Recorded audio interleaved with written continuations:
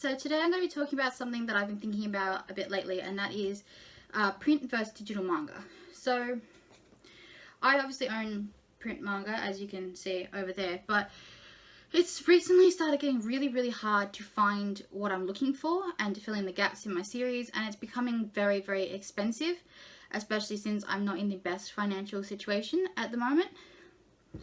And that got me thinking about whether or not it might be worth maybe trying to sell off some of my collection and rebuying it cheaper digitally and continuing collections digitally. So I decided to do a little bit of research as to what the pros and cons of each are. So let's start with physical manga. So obviously with physical manga, you get the physical feel of a book, and that is pretty much why up until now I have always gone with physical manga, because there's just something about being able to like look at it and hold it, flick through it, that I enjoy. Yeah, and also the way that they look on the shelf when you have them all set up and they all look nice, and like it looks like a collection and it feels like a collection, you know what I mean? Whereas if you have something, it's something that you can show off basically and be like, yes, this is my collection, this is what I have. And it is very aesthetically pleasing on the shelf. However, it doesn't always stay that way. Another benefit, of course, is that it doesn't cause eye strain. I find sometimes if I've been looking at computers for too long, you can start to get a headache, or that your eyes might start to hurt or lose focus. Of course, this obviously depends on the person, the kind of device that you're using, you know, your eyes. Some people, obviously, if you need glasses and you're not using them, you might be worse off than otherwise. But also, you can still get eye strain reading paper if you're not doing it in the right conditions, like if you're reading in the dark and stuff like that. That's another, well, there you go, that could be a benefit of digital. You can read it in the dark because you can adjust the brightness of your screen to match how much you want to be able to see. So it doesn't cause as much eye strain, but there are a lot of arguments for and against that. Now, the downsides to physical is obviously that it's expensive. I know that I've seen a lot of other people talk about the difference between print and digital, and they say that it's not worth it to get the digital because it's not that much more expensive. Now, this seems to be the case in places like the US where, for example, I looked on the Viz Media website and it says that the standard price for a physical edition is $9.99, and the standard price for a digital edition is $6.99. So there's only a few dollars difference. However, that isn't the case in Australia. So a volume like this, for example, like a regular Viz Media Shoujo Beat or Shonen Jump volume, retails, I think, for, on average, $14.99 here. That can go up depending to, I think, $18 to $19, depending on the bookstore. For physical volumes. Obviously, it could be a little bit cheaper if you buy them from Amazon, where they go from $12.90 to the $14.99 range. But if you want to buy it digitally in Australia, it's $7.90. So instead of being a few dollars difference, it's basically double the price to get a physical edition. And I think that that's a pretty significant difference. Obviously, in some countries, it's not that big of a difference, but here it is, and I think that that's probably a big factor in people choosing which one to go with, is how much it's going to cost them. Because obviously, if you are buying something that is, if I buy volumes for half the price, then I could buy twice as many with the same amount of money. So there's the argument that you'll be able to purchase more for less, like the same amount, or that you would save money on what you are buying if you didn't want to buy more, you just want to buy those specific things. Another benefit to digital is that it can't get damaged. So I'm someone that has my manga in manga bags because I don't want them getting dusty or dirty, or I don't want them getting banged up. Obviously, if you order through Amazon, which is one of the few places that you can get manga in Australia that's not super ridiculously expensive, they really don't have the best shipping. Sorry, Amazon calling you out a little bit there, but they don't always package things very well. And things can come damaged with the corners dinged up and stuff like that, and it can be a big issue. That goes for any store that you purchase from, really. I purchased a book. It was in my December haul. It was one of the volumes of Kiss Him Not Me. It came from Kinokuniya, and it was like the whole spine was just shit. And I've ordered things from Book Depository before, where pages had been falling out because the binding had come undone at some point in transit, or they had a bad copy or something. But either way, I care about keeping my manga pristine, and it made me wonder if maybe it's worth going digital, because then I don't have to worry about something happening to them. I don't have to worry about them getting dirty. I don't have to worry about them getting dinged up. I don't have to worry about the pages turning yellow, because they're always going to be crisp white because it's digital. Another con to physical media is that it is less portable. So say you're going away for the weekend and you want to take some books with you. It would be like, if you can't narrow it down to a couple of volumes, it could be very difficult to take that with you.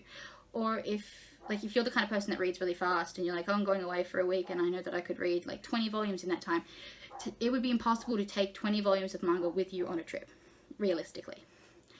But if you have digital manga, then you can just take your one iPad or your one Kindle or your phone or whatever, and then you have access to your whole library. You don't even have to select which one you want. You can just read anything that you have. And I think that that's a pretty cool benefit that it gives you. Another probably the biggest con of physical is that it takes up a lot of space. And that's probably my biggest issue at the moment. I don't know if you can see it there. I don't think you can. Let me move that a little bit. You can see there. I have manga that isn't put in the shelf because I just don't have the room for it anymore. When I moved in, I bought a second bookcase, but that's now filled up with other stuff. Because I had some novels when I moved in, most of which are in very bad shape because they were bought from markets for a few dollars each. But we also have like figurines and other things that we have on display that take up space on the shelf. And I don't have the space to store the manga anymore. And my boyfriend and I live in a very small 2-bedroom place, and I don't think that we'll be upgrading to a bigger place anytime soon. So an obvious benefit is that you don't have to worry about how much space that is taking up because it's all digital.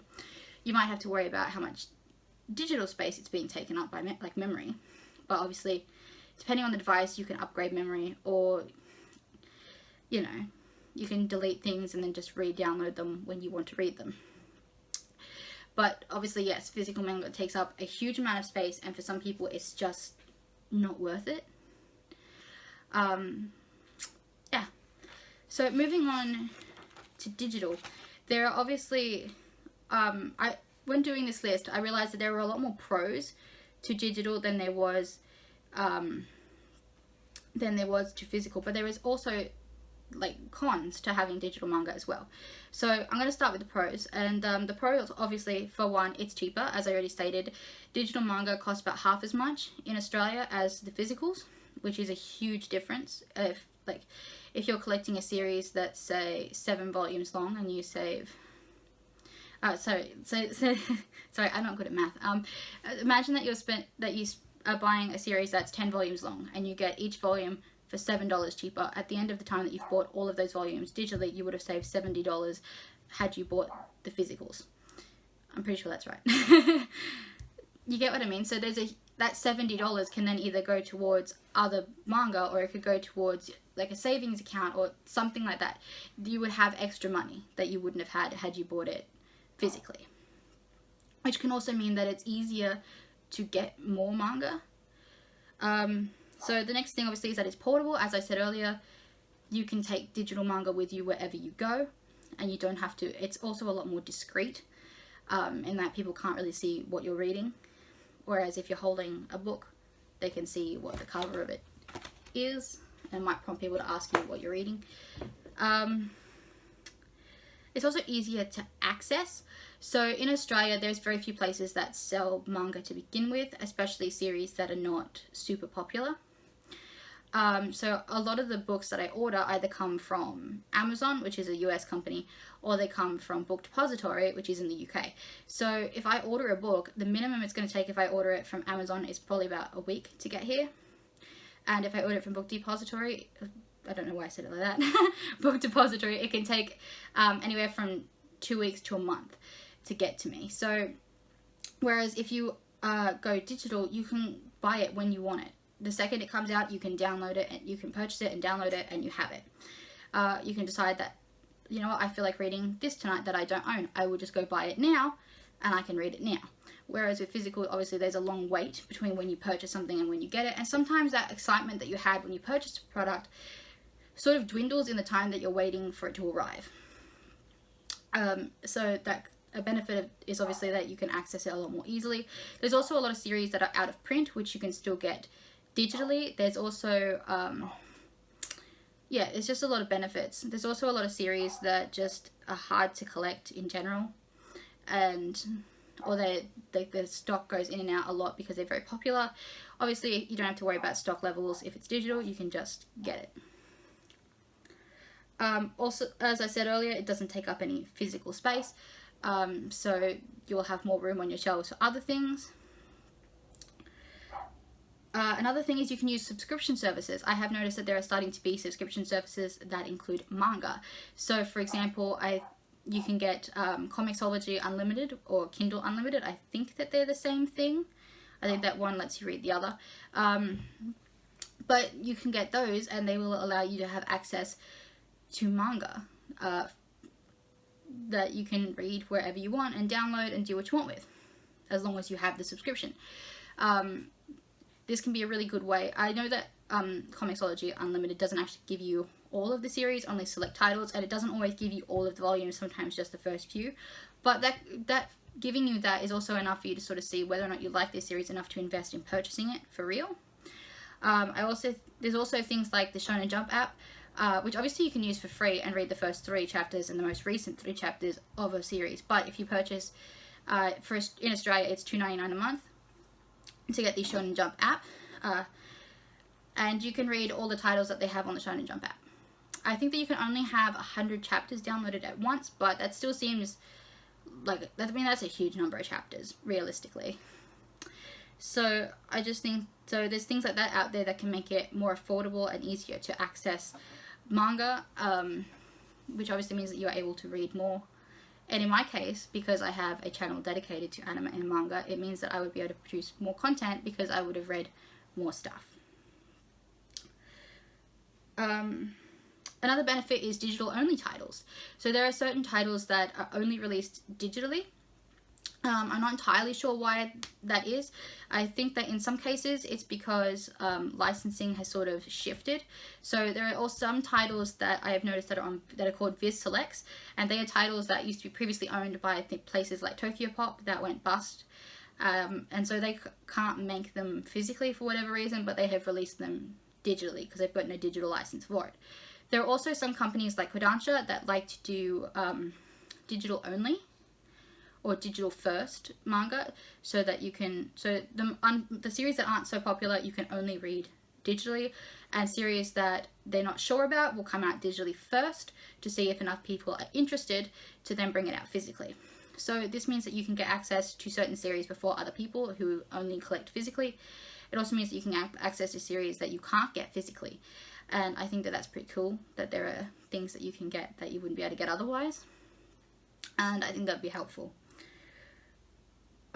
Another argument that you could make in favor of digital manga is one that I'm sure not a lot of people care too much about, but it is the environmental aspect. Obviously, a lot of paper goes into making and printing manga, as you can see. Each book about this size, I think, has maybe 200 or so pages. I'm not sure, it doesn't have, yeah, around about 200 pages per book. So obviously there is an environmental impact when you're printing that much stuff, because paper is obviously made from wood, which comes from trees. So there's an environmental impact. Obviously you could also argue that there is an environmental impact that is made when you charge a iPad or device like that. I haven't really done a lot of research on this, so I'm not sure what the difference is for a carbon footprint between charging devices and using electricity compared to physical books, but I imagine that there would probably be some environmental benefit, at the very least, in the fact that at some point in time, these books will have to be thrown away. I watched a video recently done by the Weave family where they talked about like protecting your manga and having it yellow. And one thing he said in that video, which stood out to me, is that your manga will outlive you. And that's true. These books are going to be around for a long time, whether you take care of them or not. And like, what's going to happen to them when I don't want them anymore? What's going to happen to them, you know, in the future? These books will end up in a landfill somewhere. Eventually, like even if I keep them my whole life, eventually they will be chucked out and they will end up in a landfill, and that obviously has an environmental impact. I don't know if stuff like this can be recycled. I assume it can, but I don't know much about the process of recycling paper and cardboard and things like that. But obviously digital has a little bit less of a footprint in that sense. As I said earlier, part of accessibility is that you don't have to wait for manga to arrive. I'm sorry, I'm just sort of reading off my list of notes, and some of them I realize sort of I've already mentioned or that they relate back to stuff earlier. So then there's cons of digital manga. So first there would be the cost of having to buy a tablet or device to read on. So obviously if you don't already own something to read them on, in my case I have a phone which I think would be fine for reading stuff on, but I would prefer to read something on an iPad. I do have an iPad, but it is very outdated. I can't even get the latest software on it because it's that old, and it doesn't have enough memory on it to do anything with. But so obviously if you don't already own a device that you can read stuff on, the cost of a device is going to be a downside or something that you need to consider. You also need to consider what kind of device would be best for you, if you'd want to go the cheap route and get just an e-reader, or if you would prefer something like an iPad, maybe with a bigger screen. I guess that also depends on your eyesight and stuff like that, and what would work better for you. You also lose that physical feeling of a book. So you obviously can't hold it and flick through the pages. You can't have it on your shelf on display. There's less of this feeling of being a collector. That's something I want to put out to you guys, actually, as a question. Do you consider people collectors if they collect digital manga instead of physical? Does that still count as a collection? In my opinion, I think that it should count as a collection because they're still purchasing the product and they're still reading the manga. Like, it's still supporting the industry in that sense. So I think it should still count as a collection, but I was wondering, what do you guys think? Do you think it still counts as a collection? Another major downside that I've sort of noticed is that a lot of places, for example, Kindle, and other places like that, you purchase a limited license, not the actual product. So you purchase the right to view that product on their app for that amount of time, but at any point they are allowed to remove that product from their store and from your library. So you don't actually own the product. Now, the chances of like Amazon going bust and all these things disappearing is probably very slim, and the chance of them removing a title for any reason is very slim. But that is for people that are a little bit paranoid, that is a possibility. A lot of places do have that rule in place that they are allowed to take things away at any point that they choose. But there are some publishers and companies that will allow you to download like PDF files and like backups of the data so that you can still own it, so that you fully own it digitally. But it just sort of depends. I haven't looked into this too much. I know that they said that some companies on Comixology will allow you to do that. I don't know if the manga publishers do or not. I'm thinking I'm going to send them an email and find out. But I do know that I saw in an article that Marvel and DC Comics don't allow this feature. So it's one of those things that you sort of got to toss up. Yeah, but there's less of a feeling of being a collector, and there's a little bit less thrill, I suppose, when you can download something immediately and access it right away. But yeah, those are basically the arguments that I found. So I want to know what you guys think, and get an opinion from other people on whether or not it could be worth going a digital route. I've never really read too much stuff digitally, although I do read previews digitally, and I've found lately that I actually haven't minded reading them digitally, which made me wonder if maybe I should sell off some of my stuff and swap the library over. Now, there is one thing that I do want to address that I saw a lot when looking around about digital, was a lot of people saying, well, why would you bother buying digital when you can just read it for free if you're going to go the digital route? Now I have several arguments about why this isn't a good idea. The first one being that it's illegal.